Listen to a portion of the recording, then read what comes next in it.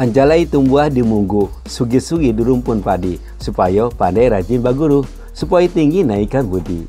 Yang artinya, pengetahuan hanya didapat dengan berguru, kemuliaan hanya didapat dengan budi yang tinggi. Itulah sepatah minang mengawali perjumpaan kali ini. Saya Paul menyapa sahabat semua, semoga sehat selalu dan jangan sakit ya. Kali ini akan melanjutkan sequel film The Queen of Kung Fu bagian kedua. Dalam bagian ke-1, bagaimana dahsyatnya tinju asli menghabisi lawan-lawannya memberantas kejahatan di Shanghai. Nah, pada bagian kedua ini Asi mudik ke kampungnya untuk memberantas geng harimau hitam dengan menggunakan jurus kungfu mabuk yang diwarisi Hua Jiakun. Bagaimana cerita selanjutnya?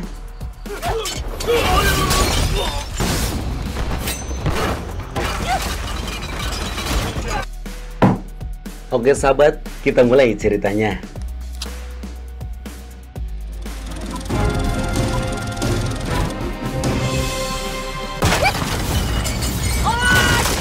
Di akhir film The Queen of Kung Fu bagian ke-1, Asi ditangkap polisi. Setelah dilepaskan, ia menghilang, kemudian ia muncul kembali dengan menyamar sebagai selir kelima bos besar Xia Batian, ketua geng harimau hitam. Xiao bersekongkol dengan Panglima Liu mendirikan pabrik opium di Desa Batu. Untuk mengelabui pemerintah, pabrik akan didirikannya dipublikasikan sebagai pabrik teh dengan memanfaatkan warga yang sedang dilanda kelaparan untuk menanam teh sekaligus opium. Setelah itu, Xiao menemani Asi minum. Ia bahagia karena sebentar lagi akan mempunyai selir baru yang cantik. Namun tidak bagi Asi. Ia sesumbar bahwa dirinya datang untuk menghancurkan keluarga Xiao. Mendengar itu, Xiao marah lalu menyuruh anak buahnya untuk menangkap Asi.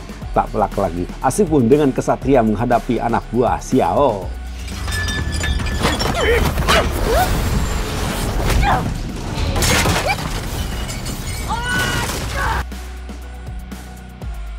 Ketika datang bala bantuan dari anak buah Xiao, datang pula selir-selir Xiao membantu Asi. Dalam pertarungan itu, Asi mengeluarkan jurus barunya yakni Dewi Mabuk.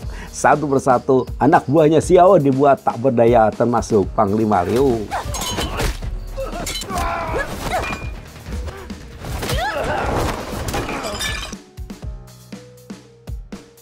Setelah menjatuhkan semua anak buah Xiao, Asi menghadapi Xiao. Dalam pertarungan itu, Asi dapat menghajar Xiao. Adegan beralih ke Desa Batu. Geng harimau hitam yang dipimpin Huang Sulang, bos kedua setelah Xiao, di sana. Mereka berbuat semena-mena pada rakyat, terutama para gadis. Namun, sewaktu Huang sedang asik makan, salah satu anak buahnya menginformasikan Xiao dan anak buahnya telah luluh lantah dihajar Asi. Di tempat terpisah, Asi sedang mengatur strategi bersama ketiga selir Xiao, yakni Ding Qin, Qin Lan, dan Yu Ye. Rupanya, ketiga selir itu merupakan murid perguruan Gunung Pintu Surga. Mereka berencana menghentikan kejahatan geng harimau hitam dengan menjadi selir. Kita kembali ke geng harimau hitam. Mereka sedang memeras rakyat. Tiba-tiba datang Asi melabrak mereka.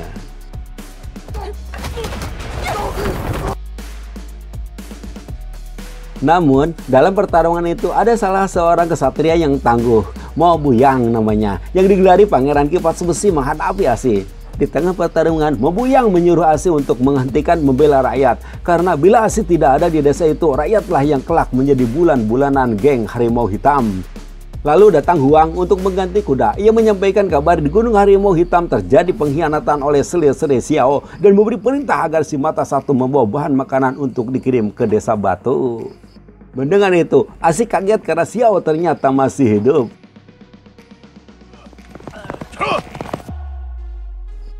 Ternyata guys, si Xiao ini masih hidup, sedangkan Panglima Liu mengalami koma. Xiao sedang dikerubuti anak buahnya melepaskan ikatan besi yang melilit di tubuhnya akibat diserang Asi. Ketika Huang datang, lilitan itu terlepas hanya dengan satu kartu. Mantap tuh. Lalu, Huang membasmi anak buahnya yang tak mampu menjaga bosnya. Ketika Xiao datang ke markasnya, ia disambut pers yang sengaja diundang untuk mempublikasikan pembangunan pabrik teh. Dia pun berpesan pada Huang untuk mencari kelima selirnya. Kembali ke Asi yang bertemu dengan Mo Boyung. Si Mo Boyung ini mengingatkan pada Asi jangan cari mati melawan Huang, karena Huang adalah seorang master kungfu. Obrolan mereka terputus karena mereka melihat Xiao dan Huang, dan Asi pun segera mengejarnya.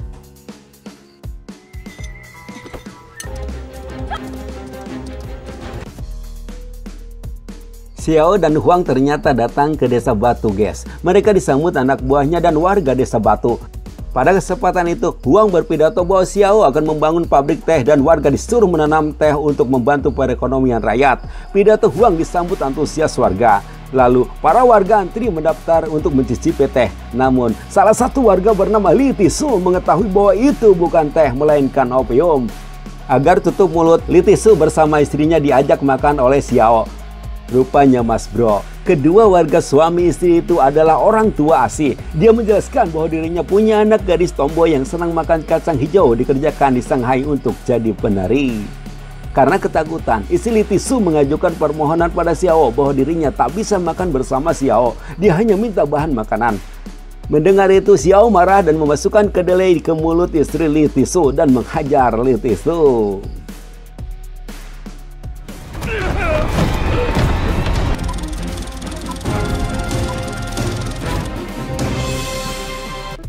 Di tempat terpisah, Asi melakukan pembagian makanan kepada warga yang kelaparan. Asi pun segera mendekati pabrik teh milik Xiao. Setibanya di sana, ia terhenyak kaget karena ayahnya menjadi tahanan Xiao yang dipaksa berbicara bohong bahwa Xiao mencintai rakyat. Ia pun dipaksa untuk menjelaskan kematian istrinya karena kekenyangan di jamu makan Xiao. Dia pun harus mengakui bahwa dirinya diberi sepetak tanah oleh Xiao. Sebelum pulang, Li Tisu diberi kue kacang sebagai bekal makanan di rumahnya. Selepas pulang dari rumah Xiao, Li Tisu stres dengan menyatakan bahwa dirinya tuan tanah sambil melempari warga dengan kue kacang hijau. Namun, tiba-tiba dia berhenti dan terdiam melihat yang datang adalah Asi yang notabene anaknya. Melihat perubahan ayahnya dan kematian ibunya, Asi beranjak dari sana dengan membawa dendam menuju ke rumah Xiao. Di tengah perjalanan, Asi dicegat Bing Xing, King Lan, dan Yu Ye. Mereka menyadarkan Asi untuk menghentikan balas dendam karena lawannya terlalu tangguh, butuh pendekar lagi untuk membantunya. Di markas Xiao, Huang mengajak kepada semua pendekar untuk bersatu di geng Harimau Hitam dengan iming-iming akan diberi uang dan makanan. Ajakan Huang mendapat respon dari para pendekar yang hadir untuk bergabung dengan geng Harimau Hitam. Di sana juga ada Mo Boyung, Asi, Bing Xing, Xing Lan, dan Yu Ye.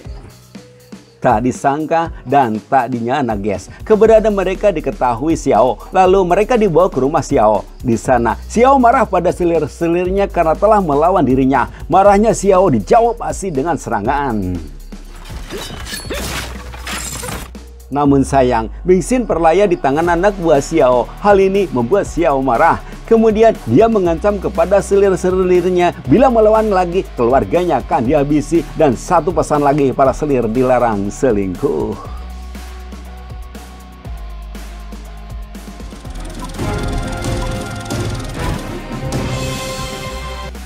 Suatu hari, Asi sedang asik minum. Ia didatangi si mata satu sambil menghina ibunya yang mati kekenyangan.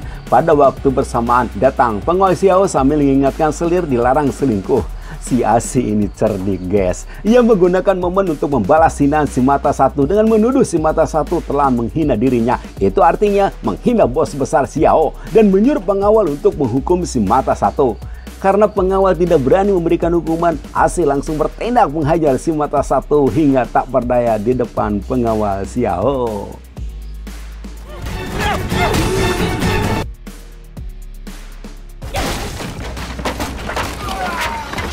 Kejadian itu dimanfaatkan oleh King Lan untuk menghajar anak buah Xiao hingga beradu dengan Huang.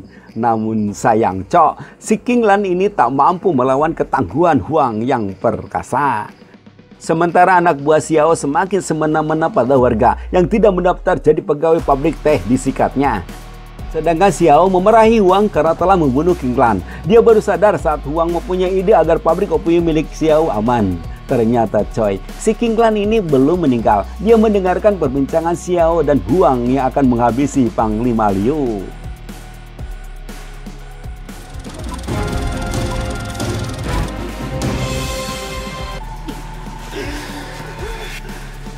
Di tempat terpisah, Panglima Liu tersadar dari komanya. Lalu ia melarikan diri dengan cara mengedap-ngedap untuk menghubungi anak buahnya untuk menyelamatkan dirinya. Sementara Asi untuk menyelamatkan ayahnya dari geng harimau hitam berpura-pura tidak mengakui Litisu sebagai ayahnya. Ia hanya memberikan labu ajaib kepada ayahnya untuk tameng dari gangguan geng harimau hitam. Lalu ia mengatur siasat bersama Yoye melawan Xiao menggunakan kelemahan Xiao, yakni dipancing dengan wanita.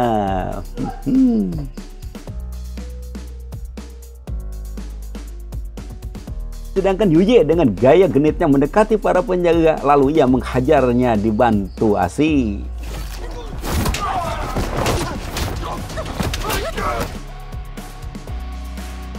Di tengah pertarungan, Asi meninggalkan Yoye untuk menghadapi Xiao. Lalu, Asi bertempur habis-habisan melawan Huang yang tangguh.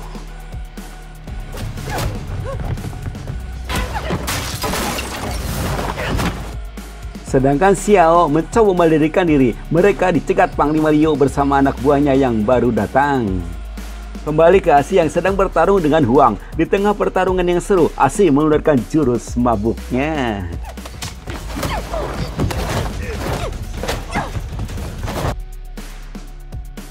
Di akhir pertarungan, Asi mengeluarkan jurus mautnya yang dipukulan Tenjong Gledek, membuat Huang tak berdaya.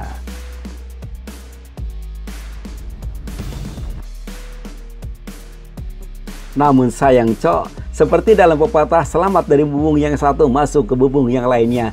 Demikian juga dengan Asi, meskipun dia dapat mengalahkan Huang, kini ia disandera Panglima Liu bersama Xiao. Xiao menjelaskan bahwa dirinya tetap solid bekerja sama dengan Liu. Kondisi tersebut digunakan oleh Asi untuk mengadu domba, bahwa dirinya datang ke desa batu dipinta Xiao untuk membunuh Liu. Mendengar itu, Xiao marah dan menyerang Asi. Dengan satu jurus saja, Xiao dapat dijatuhkan. Lalu datang King Len dan Yoye membantu menghajar Xiao. Keesokan harinya, Asi, Xiao, Yoye, dan King Len diarak sebelum dilakukan hukuman. Melihat Asi dikurung, Litisu mendekati, tapi dicegah pengawal Liu.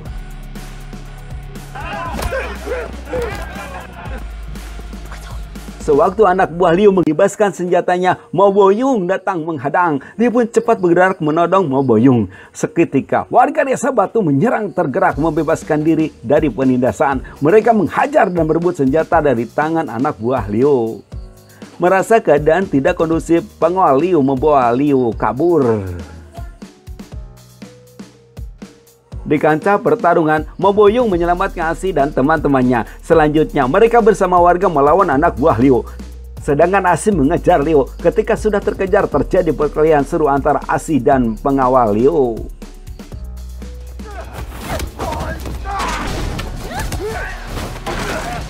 Akhirnya, si pengawal itu dapat dikalahkan dengan tinju mautnya. Setelah itu, ia terbang menghajar Liu.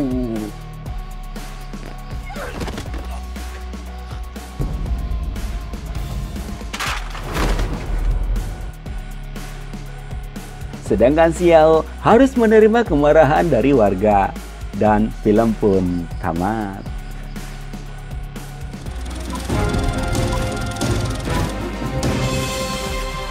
Itulah sahabat, alur cerita film The Queen of Kung Fu bagian kedua. Semoga terhibur, sampai jumpa kembali, salam sehat, dan jangan sakit ya. Cheerio, bye-bye.